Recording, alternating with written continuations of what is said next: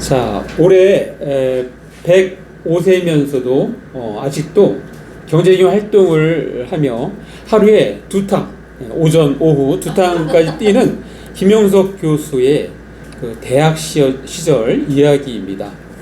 자, 하루는 친구 H군의 여동생으로부터 엽서를 받았습니다. 근데 그 엽서에 자신의 오빠 때문에 일이 있으니까 도와달라는 그런 내용이었습니다. 자, 그래서 전 H군의 그 집으로 찾아가서 자초지종을 듣습니다. 자, H군이 그의 친구가 있는데 그 P라는 친구가 있어요. 근데 그 여동생을 사랑하게 되었다는 내용이었습니다. 자, 그래서 하루는 그 사랑하니까 하루는 용기를 내어서 그 P군의 여동생에게 이야기한 거예요. 고백을 한 겁니다. 내가 너를 사랑한다. 나의 사랑을 받아줄 수 있겠느냐.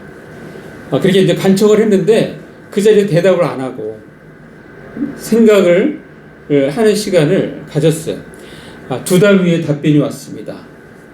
그 여동생이 하는 말 뭐라고 그러냐면, 나는 오빠를 무척 존경합니다. 그러나 사랑을 받아들이기에는 마음이 미치지 않습니다. 그렇게 답변을 했어요. 거절을 당한 것입니다. 자, 그리고 며칠 후 그 여동생이 다른 남성과 사귀고 있다는 사실을 이렇게 듣게 되었어요. 알게 되었어요. 자, 이렇게 사랑하는 마음은 여전히 남아있기 때문에 그것이 너무나 충격이었고, 잊고 싶어도 잊혀지지가 않아서 그동안 밥도 제대로 못 먹고 공부도 제대로 안 되고 읽는 책도 싹 정리하고 갑자기 안 하던 바이올린도 사가지고 그것도 누구한테 배우는 게 아니라 그냥 잊기 위해서 삑삑 거리는 거예요. 옆에서 들으니까 너무 듣기 싫은 그런 삶을 살았습니다. 그래서 그 자초지종을 다 듣게 된 이 김영석, 이 젊은 대학생은 그 사람한테 얘기했어요.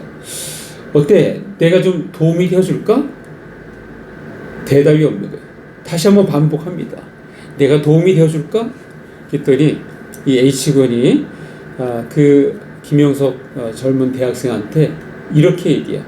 K형, 이제 김영석이니까 K죠. K형은 아직 사랑을 해본 일이 없구려. 사랑은 그런 것이 아닐세. 내가 100번 울더라도 사랑하는 사람의 자유에 어떻게 손을 대겠나. 그 여자의 자유를 빼앗을 바에는 차라리 내가 시련에 기로하는 편이 낫지. 자유를 부정하는 사랑이 어디 있겠나? 라는 답변을 듣게 되었습니다. 자, 이 예화에서 우리와 주님과의 관계를 생각해 볼 수 있습니다. 자, 주님은 우리를 죽기까지 사랑하지만 그렇다고 우리에게 강요하지는 않습니다. 선택할 자유를 줍니다. 내가 주님을 따르기로 선택할 수도 있고 그 사랑을 거부할 수도 있습니다. 자, 우리가 주님을 사랑을 거부한다 할지라도 주님은 내게 강제로 선택을 강요하지 않으십니다. 자, 이것이 주님의 사랑입니다. 그래서 어떤 사람은 예수 믿기로 결정하고 주님께 온전히 헌신하지만 또 어떤 사람은 예수의 사랑을 거부하고 여전히 세상 가운데 살고 있습니다.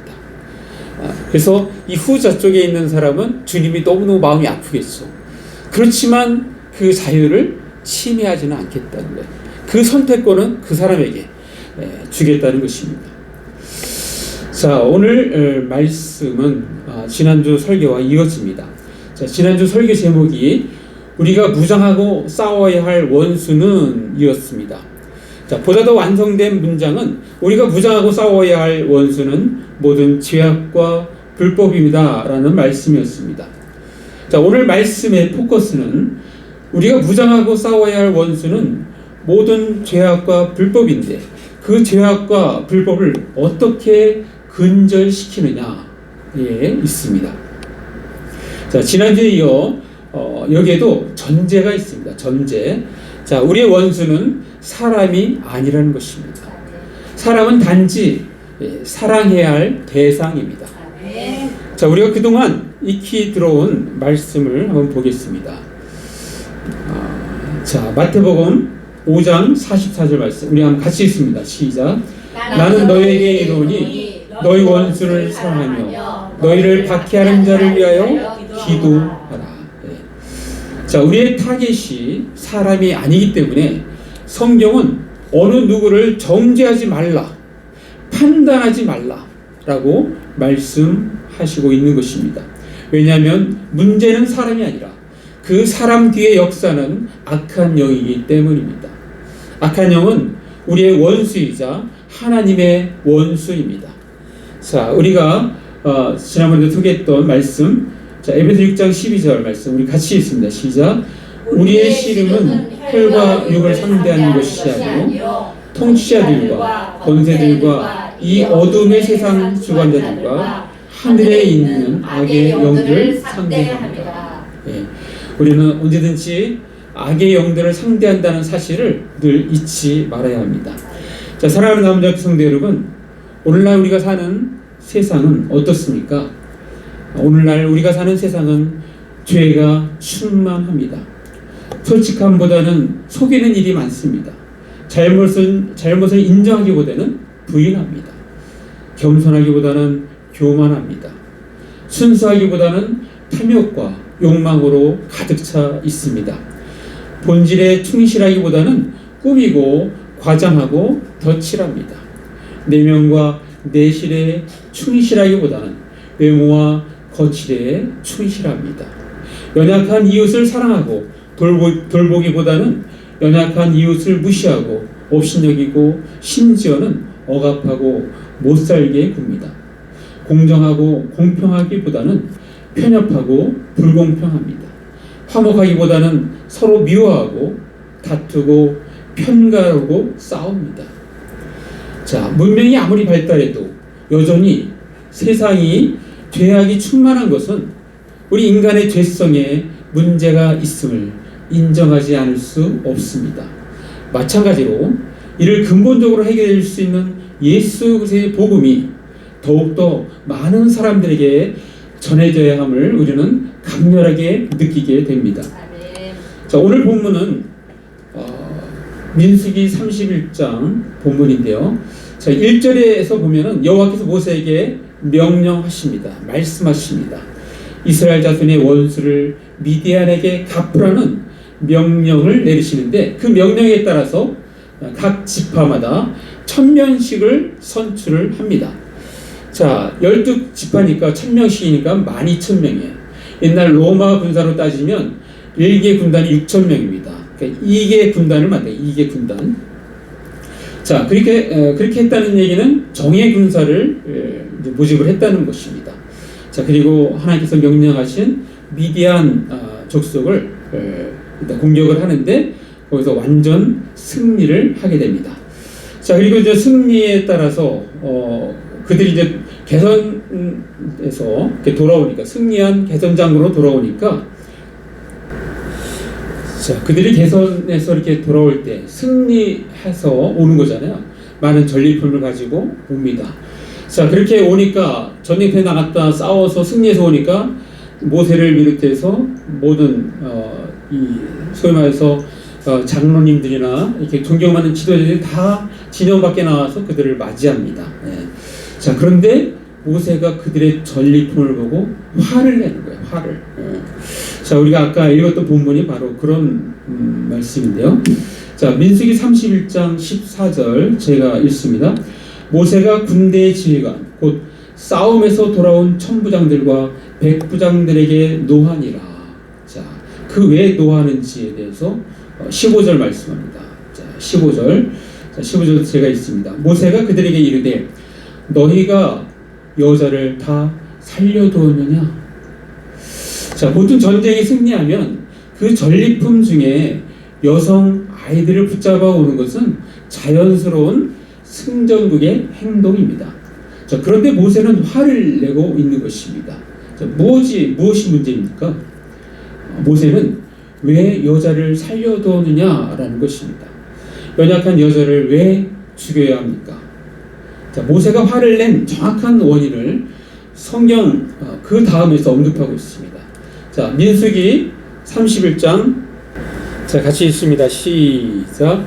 보라, 이들이 발람의 꾀를 따라 이스라엘 자손을 부올의 사건에서 여호와 앞에 범죄하게 하여 여호와의 회중 가운데 연병이 일어나게 하였느니라. 자, 바로 우상 숭배와 부도덕에 빠지도록 유혹했던 미디안 여인들을 죽였어야 했다는 것입니다. 이스라엘 백성들로 하여금 우상 숭배의 죄에 빠지게 하여 하나님의 심판을 받게 한 원인을 제공한 이 미디안의 여인들을 죽였어야 했던 것이라고 말씀하고 있습니다. 왜냐하면 그 사건이 하마터면 하나님께서 계획해 놓으신 시간표가 수정될 수 있었던 그런 큰 사건이기 때문입니다. 만약에 그 사건으로 연병으로 거의 다 죽었다 그러면 어떻게 됩니까? 가나안 땅 정복은 다시 또 미뤄지겠죠. 그러면 사람이 없는데 어떻게 정복을 합니까?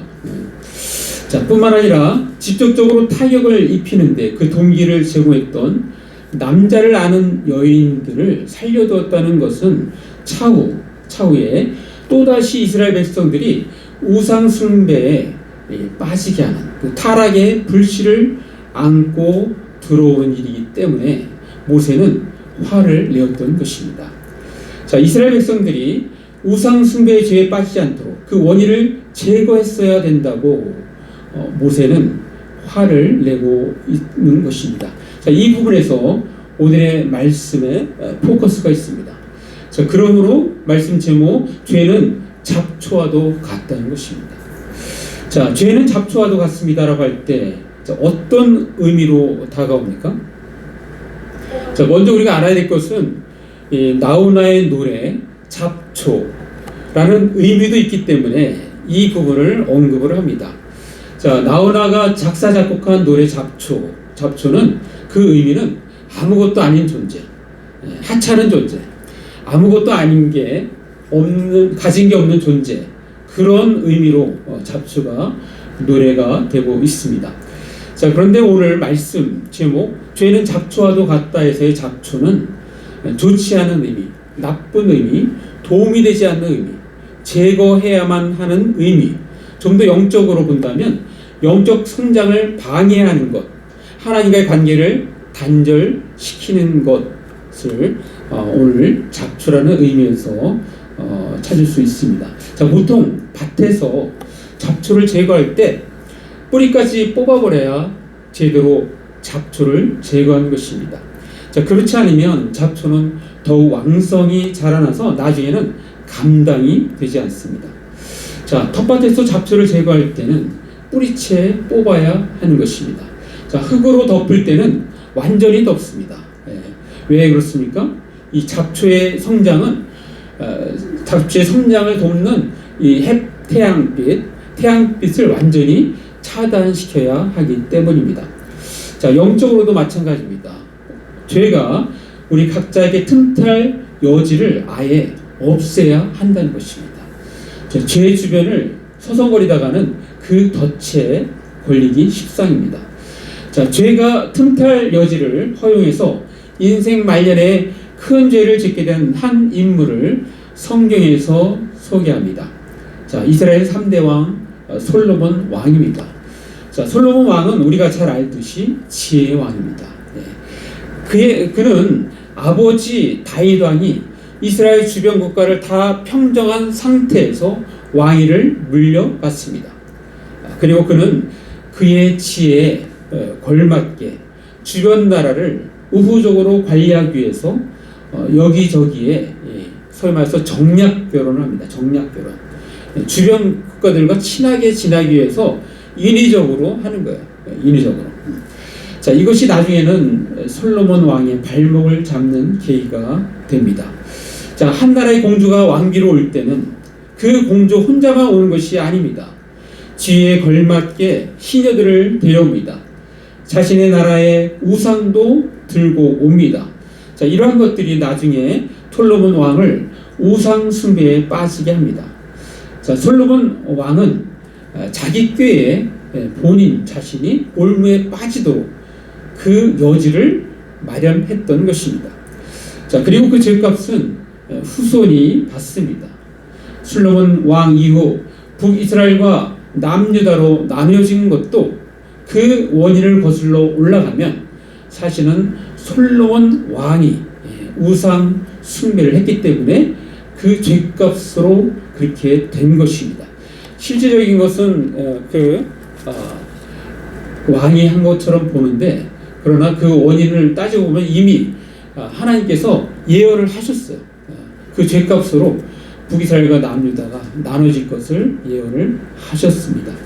자, 이와 같은 사실을 볼 때 우리가 죄를 잘 관리하고 신앙생활을 잘 해야 하는 것은 우리의 후손의 삶에도 영향을 주기 때문입니다. 우리는 우리의 후손들이 우리들을 회상할 때 그분이 계셔서 감사합니다 라는 말을 들어야 하는 것입니다. 우리 할아버지 때문에, 우리 할머니 때문에 우리가 이렇게 복을 받고 있는 거야 라는 고백이 나와야 될 줄 믿습니다. 네. 사랑하는 나무자기 성도 여러분, 왜 죄를 잡초처럼 제거해야 합니까? 여러 가지 이유가 있지만 한 가지만 들겠습니다. 죄는 우리의 영적 성장을 방해하기 때문입니다. 우리는 이것을 씨 뿌리는 자에 비유해서 짐작할 수 있습니다. 자, 우리 말씀 보겠습니다. 마태복음 13장 22절 말씀 같이 읽습니다. 시작. 가시떨기에 뿌려졌다는 것은 말씀을 들으나 세상의 염려와 재물의 유혹에 말씀이 막혀 결실하지 못하는 자요. 자, 여기 씨가 뿌려지는데 가시떨기에 뿌려졌다는 것을 이렇게 전제로 말씀하고 있습니다. 자, 그런데 뿌려지면 어떻게 됩니까? 열매를 바라볼 수가 없죠. 자, 잡초가 무성하면 원래 열매를 기대하고 심은 작물이 제대로 자랄 수가 없습니다. 그리고 그 결과로 제대로 된 수확을 기대할 수가 없게 됩니다. 또 어떤 사람은 잡초를 초기에 아예 엄두가 안 나도록 땅에 제초제를 뿌리는 사람이 있습니다. 자, 이것은 잡초를 근본적으로 제거를 할 수 있지만 일정 부분 땅에 피해를 입힙니다. 이것은 마치 손이 죄를 지었기 때문에 손을 자르거나 발이 죄를 지었다고 발을 자르는 것과 같음을 연상할 수 있습니다. 즉 자해를 하는 것입니다. 자, 만약에 이렇게 한다면 우리 대부분은 아마도 장애인이 될 것입니다. 자, 무슨 말입니까? 이것은 제대로 된 처방이 아니라는 것입니다. 왜냐하면 우리는 태어날 때부터 이 불순종의 죄성을 가지고 태어나기 때문에 죄를 근본적으로 막을 수는 없습니다. 자, 그러면 어떻게 합니까? 우리는 사도 바울이 영적인 아들 디모데에게 이렇게 전했던 그 권면의 말씀, 그 말씀이 바로 우리에게도 해당되는 말씀입니다. 자, 디모데후서 2장 1절 말씀 우리 같이 읽습니다. 시작. 내 아들아, 그러므로 너는 그리스도 안에 있는 은혜 가운데서 강하고. 예. 자, 우리 주님은 은혜와 사랑이 충만하신 분이십니다. 우리가 그 가운데 거할 때 우리는 그나마 죄에 대하여 최고의 방어 수단이 됩니다. 자, 그러므로 예배를 마치고 축도할 때 항상 예수 그리스도의 은혜를 넣는 것입니다. 맨 처음에 항상 예수 그리스도의 은혜와 이렇게 돼요. 은혜. 우리는 주님의 은혜, 그리스도의 은혜 안에 강하게 거할 때 우리는 죄에서 승리할 수 있습니다. 사랑하는 남은 성도 여러분, 오늘 말씀 제목 죄는 잡초와도 같습니다 해서 바로 잡초를 제거하는 방법은 자주 뽑을 때는 뿌리까지 단호하게 뽑아야 한다는 것입니다. 한번 같이 읽습니다. 시작. 잡초를 제거하는 방법은 자주 뽑을 때는 뿌리까지 단호하게 뽑아야 합니다. 저도 몇 년간 이 텃밭을 하다 보니까 이제는 달라졌습니다. 전에는 잡초를 제대로 뽑아주지 않아서 엉망이었습니다. 그러니까 열매도 이 먹을 만한 열매가 안 맺힐 때가 있었습니다. 자, 그러나 이제는 누가 시키지 않아도 의뢰이 텃밭에 나가면 보이는 대로 잡초를 제거합니다. 자, 그래서 올해는 잡초 관리가 제대로 관리가 되고 있습니다. 자, 그리고 뽑을 때는 뿌리까지 단호하게 뽑아 버립니다. 자, 죄를 단호하게 대처하는 그 본을 우리에게 잘 보여주신 분이 있다면 단연 예수님이십니다. 예수님께서 공생애를 시작하면서 인간의 연약함을, 인간의 약점을 성령의 능력으로 어떻게 단호하게 이기는지를 우리에게 잘 보여주고 계십니다. 자, 마태복음 4장 2절 말씀, 자, 우리 한번 같이 읽어볼까요? 시작. 40일을 밤낮으로 금식하신 후에 주신지라. 우리 하루만 안 먹어도 얼마나 줄입니까? 그래서 먹는 거에 대해서 참 찾고 그것을 어떻게 하면 먹을 수 있을까를 이렇게 궁리할 텐데 40일을 금식한 상태, 아무것도 먹지 않는 줄인 상태입니다. 자, 시험하는 자가 예수께 나와서 말합니다. 내가 만약 하나님의 아들이거든 명하여 이 돌들을 떡덩이가 되게 하라. 예수님은 그렇게 떡덩이가 돼서 그 떡을 먹을 수 있는 그런 능력이 있으신 분이에요. 또 마귀도 그걸 알기 때문에 그렇게 얘기하는 거예요. 자, 그러나 그것을 이렇게 거기에 그 말에 따르는 순간 어떻게 되는 겁니까? 그것은 마귀의 말에 순종하게 되는 거잖아요. 하나님 말씀에 순종해야 되는데 마귀의 말에 순종하게 되는 것입니다. 자, 그래서 예수님 어떻게 합니까? 바로 마태복음 4장 4절 말씀 우리 같이 읽습니다. 시작. 예수께서 대답하여 이르시되 기록되었으되 사람이 떡으로만 살 것이 아니요 하나님의 입으로부터 나오는 모든 말씀으로 살 것이라 하였느니라 하시니라. 네. 자, 말씀으로 그 상황을 이깁니다. 아주 단호하게 말씀으로 이깁니다.